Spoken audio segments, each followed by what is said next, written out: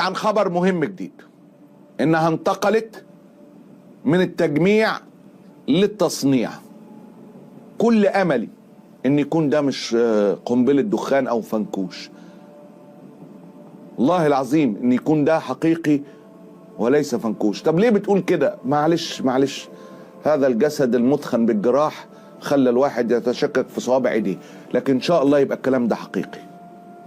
وكالة المغرب العربي للأنباء، ودي الوكالة الرسمية في المغرب زي يواس كده في السعودية، زي الشرق الأوسط في مصر، في خبر ليها الاثنين أول امبارح إنه قالت إنه ملك المغرب محمد السادس ترأس بالرباط حفل تقديم نموذج لأول سيارة من مصنع مغربي، السيارة المحلية اللي صنعتها شركة نيو موتورز، واللي بتقول الوكالة الرسمية أن الشركة دي ممولة برؤوس أموال مغربية خالص.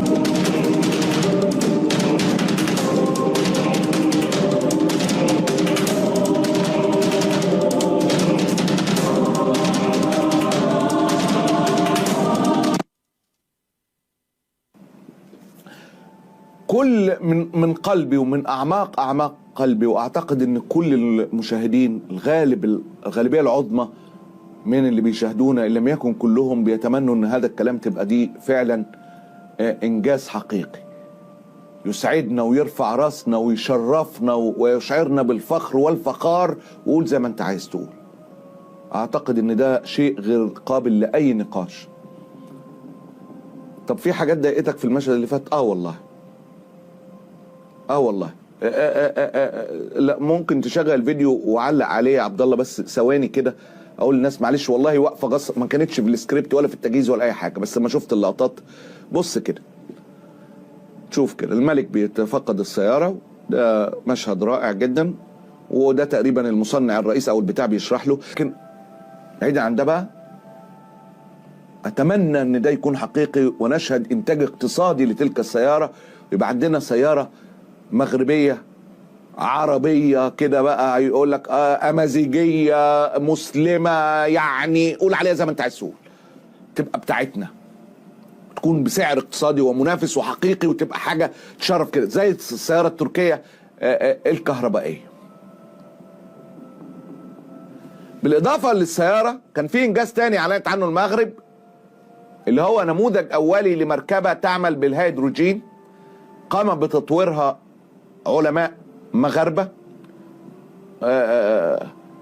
مبتكرين بيفكروا خارج الصندوق. السياره والسياره اللي بتشتغل بالهيدروجين دول نقطتين تحاول فيهم المغرب تخطو بيهم خطوات مقبله حقيقيه. المغرب عندها مكانه عالميه في مجال تجميع السيارات في العالم بلا نقاش، بلا نقاش، يعني بلا اي نقاش. الانتقال من التجميع للانتاج، ويبقى عندنا كمان انتاج سياره بتعمل بهيدروجين، دي خطوه جباره اتمنى انها تكون حقيقيه فعلا، ده حلم لينا كلنا. صناعه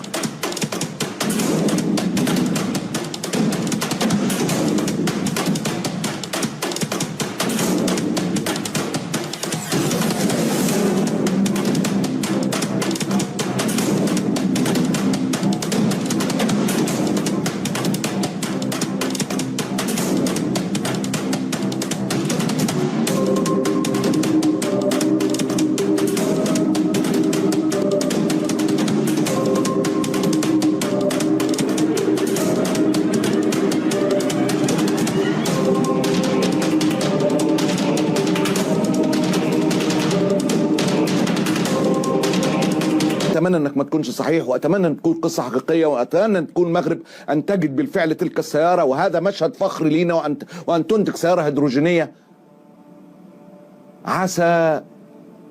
عسى انها تكون طاقه نور. هكلمك على المشروع، بحثنا وتقييمنا للموضوع اللي اتمنى انه يكون صحيح. الوكاله المغربيه بتقول ان السياره المحليه صنعتها شركه اسمها نيو موتورز، المنتجه للسياره مغربيه الصنع، وبتتوقع ان تبلغ الطاقه الانتاجيه السنويه 27,000 وحده. السؤال اللي لازم تساله اول حاجه، ان دي سياره مغربيه ولا لا؟ هل الموتور مغربي؟ الموتور مغربي؟ الاقي ناس دلوقتي متحمسه للردود وبتاع، وتقول لك والعالم كله بيجمع وفلان بينتج هنا.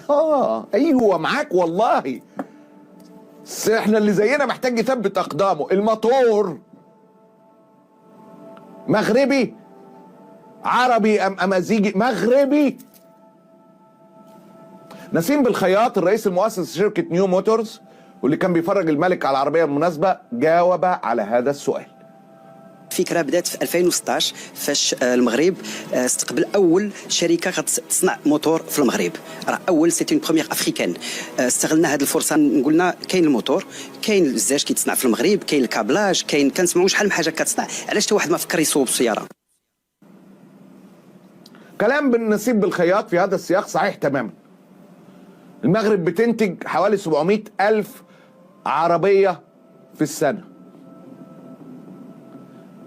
بيتم تصدير 90% منها لاوروبا وباقي دول العالم. مصانع عالميه كبيره فاتحه في المغرب زي رينو، بيجو، وداتشيا وداسيو، ولا ما اعرفش بيقولوها ايه، وغيرهم. المغرب فيها 10 منظومات صناعيه مرتبطه بصناعه السيارات، الاسلاك الكهربائيه والميكانيكيه والبطاريات وكراسي العربيات والاطارات. صح. فالراجل بيقول لك احنا بنصنع كل ده على حده، ليه ما نعملش عربيه بتاعتنا؟ دي لحد هنا صح. هل الشاسيه والتصميم الداخلي بتوع العربيه مغاربه، تصميم مغربي؟ ده سؤال.